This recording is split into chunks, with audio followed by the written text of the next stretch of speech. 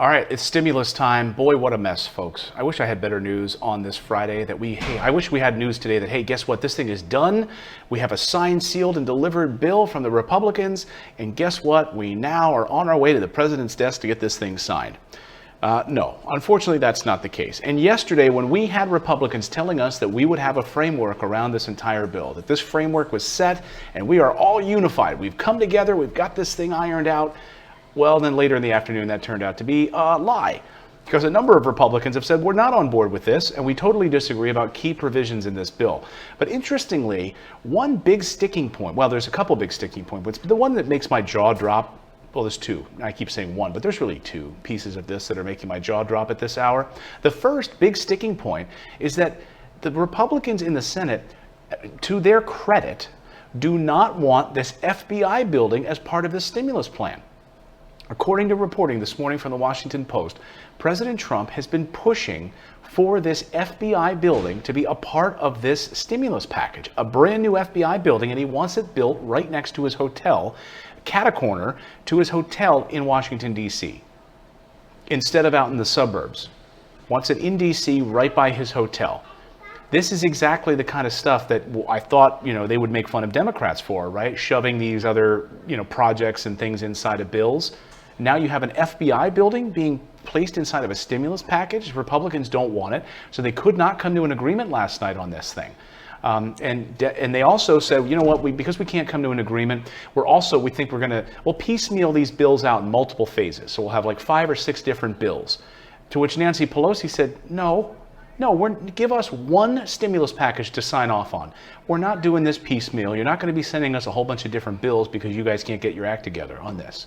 They've had 2.5 months to figure this out. Chuck Schumer, Democratic senator in the minority in the Senate, took to the podium yesterday with Nancy Pelosi, and he was not happy about why they've been dragging their feet and why Republicans can't get on board for this one package. Listen. Democrats have waited for months for our Senate colleagues to get our Senate Republican colleagues to get serious about helping the American people who have suffered so much during this pandemic. Now that Senate Republicans have finally woken up to the calamity in our country, they have been so divided, so disorganized, so unprepared that they have struggled to even draft a partisan proposal within their own conference. They can't come together. They can't come together on, and that's the truth. There's a couple of things that are still sticking points that they can't come together on. One of them is unemployment benefits.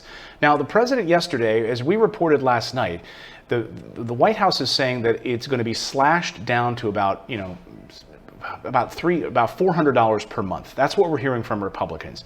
That these unemployment benefits are going to dry up in the next 2 days, and that unemployment benefits would be whittled down to about $400 per month instead of the $600 per week. Now, this is President Trump speaking yesterday. This is a copy of the transcript. President Trump talking about this at the podium, about unemployment benefits. So when he was asked about that, he says, I was against the original decision, but they did that.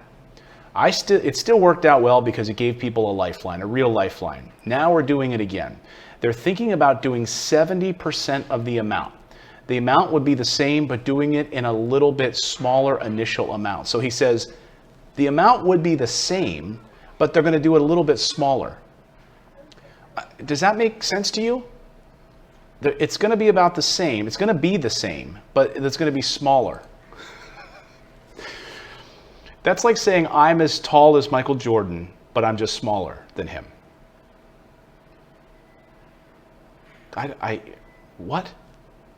It's going to be the same, so that would be $600 per week. But it's going to be smaller.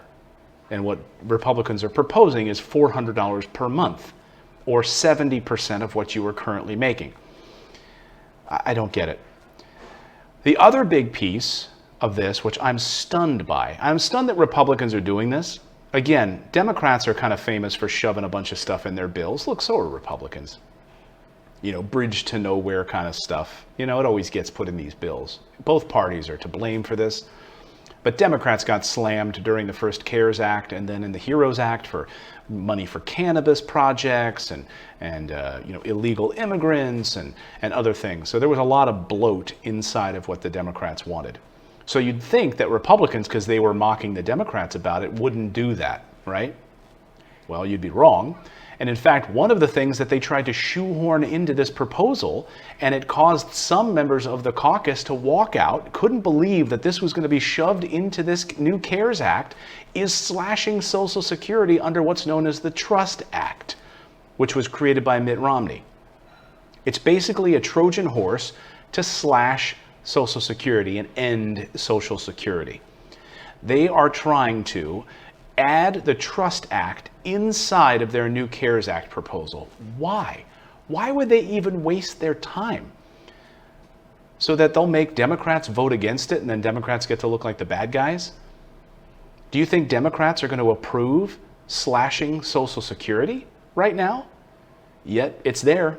This is some amazing reporting by Saagar over at the Rising show. It's a great show. And Saagar actually did this exclusive reporting on this, and he's a Republican. He's a conservative. And he was furious at Republicans. He couldn't believe what he was hearing. Listen to Saagar on this. The red lines and the priorities tell you everything you need to know. Yeah. Right? The red line for the caucus is corporate liability, and now some people want to put in this Social Security cut mechanism.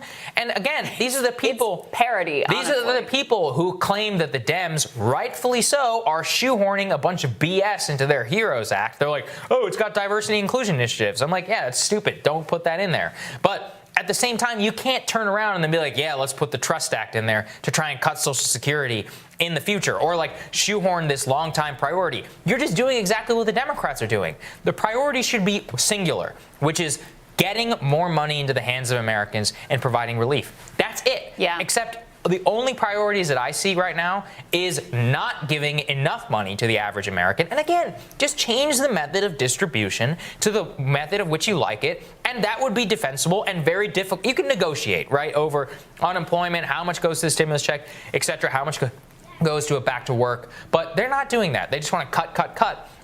Yeah, they just want to cut. And the stimulus, all accounts right now.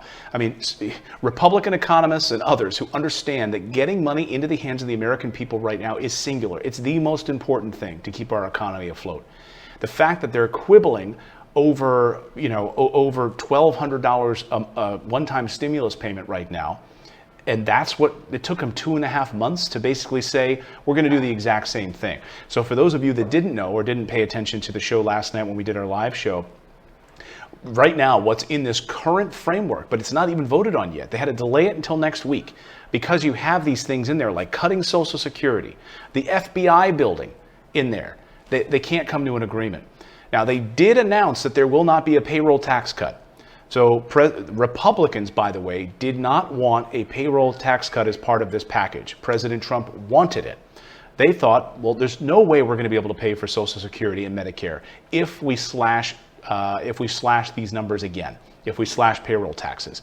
Well, President Trump took to Twitter last night and blamed Democrats for not wanting this provision in there, and yet this had nothing to do with Democrats. This was a meeting between Republicans and the White House. And Republicans told the president, we do not want this in the stimulus package. So Republicans removed it. But the way that he tweeted this made it look like Democrats were the ones to blame on this. In defense, Nancy Pelosi has said they don't want it either. But the reason it's not there in the Senate is because of Senate Republicans. So you have to always look through the smoke here. But here's what the president tweeted. The Democrats have stated strongly that they won't approve a payroll tax cut. Too bad. It would be great for workers. The Republicans, therefore, didn't want to ask for it. Dems, as usual, are hurting the working men and women of our country. And then I love one of the responses below that says, a payroll tax cut is a cut to Social Security and Medicare. Sorry, Democrats won't let you cut their Social Security. So I love the people that fire back, or back and forth. Reading the president's Twitter timeline is comedy. So here's what we do know right now. Here's where Republicans are on the same page, that we would see an additional $1,200 stimulus check for all Americans that make under $75,000 a year, and then it would be capped at $99,000. So they'll shave money off of it as it goes up. And then for joint filers, it would be upwards of $150,000. The plan also includes $70 billion for schools, $16 billion for new coronavirus testing. You had tax credits in there, funding for the Paycheck Protection Program. House Democrats would continue that extra $600 a week, but that doesn't appear to happen. That's running out, of course, this weekend. So now it looks like Republicans will add in this unemployment benefit that will be only about $100 per week or $400 per month, which is a huge mistake. It's an absolute huge mistake, with us facing an eviction collapse over the next few days. Unemployment claims rose for the first time in months yesterday. A huge spike in unemployment claims. The U.S. reporting is 1,000 coronavirus deaths per day. The GOP expected to take this, universal or the unemployment benefit bonus from $600 down to about $100 or $200. We don't know yet what it will finally be. And the eviction moratorium, folks, ends today. For 12 million people could be out of a house and be forced into eviction. All while the Senate quibbles over the Trust Act and an FBI building, and took 2.5 months. It's not as if they didn't know these deadlines were here. This is not a surprise. These deadlines were here. They were coming for months. I don't get it. I don't get these unemployment benefits dry up in 2 days. I don't get how, how the eviction moratorium ends in 2 days or ends today. And now we're filing even more in unemployment. Unemployment numbers are spiking again. Unemployment claims spiked for the first time in months. Back up again. Unbelievable. So, this is an absolute mess, and I think the Republicans, coupled with this Labor Department number right now, better get their act together. They better do something big and bold in the next few days, or we're going to be up, a creek without a paddle. And I think in many ways we already are up a creek without a paddle. And look, let's listen to Senate Minority Whip or Senate Majority. Was it Senate Minority Leader Eric Cantor? Or it was House Minority Whip Eric Cantor. I forget. It's been so many years. He's in public service now. He's in the private sector. He's not in government. But he was a leader. Remember, he lost in Virginia. It was a big loss for Republicans when he lost. He was speaking yesterday on CNBC, and he was pretty much making fun of his Republican friends. He's a Republican of the highest order. And he said, I don't understand where their head is at. Listen to Eric Cantor pick on his fellow Republicans. Joe, one of the frustrating things that I have as a Republican is just always seems at a time where we just have the opportunity to coalesce behind a strategy, we instead turn into a circular firing squad. And I worry right now because there's a $3 trillion plan on the table that Nancy Pelosi has put out there. It's been out there for 2 months, so the Democrats have coalesced around her plan. But unfortunately, my side, we as Republicans have not sort of coalesced around what we want. Now, I think what we should want is we should want the economy to start growing again. And one of the things he talks about is getting money for schools, getting schools reopened. I think that priority, makes sense if it's safe to do so, fine. But on the other hand, getting money into the hands of consumers right now is more important, or this economy collapses, totally collapses. People need to be able to pay their rent. People need to be able to buy groceries. The eviction moratorium ends today for 12 million Americans. So thank you so much for subscribing to the channel and getting your stimulus updates and all of the news that's fit to print. Thank you so much for becoming a channel member and dropping a like below. I really appreciate it. Don't forget you can subscribe to our daily newsletter as well. Our daily newsletter is morninginvest.com, totally free to sign up, and we deliver it to your inbox every morning. Plus you get some free stuff if you refer a friend. We're going to be doing some giveaways in there as well. We're creating some new stickers we're going to be giving away and some mugs for the Morning Invest newsletter. So you'll be able to get some free swag as well if you refer a friend to the newsletter. So thank you so much for subscribing and becoming a part of our awesome community here. Grover thanks you so much as well. He thanks you for subscribing and becoming a part of our great community here.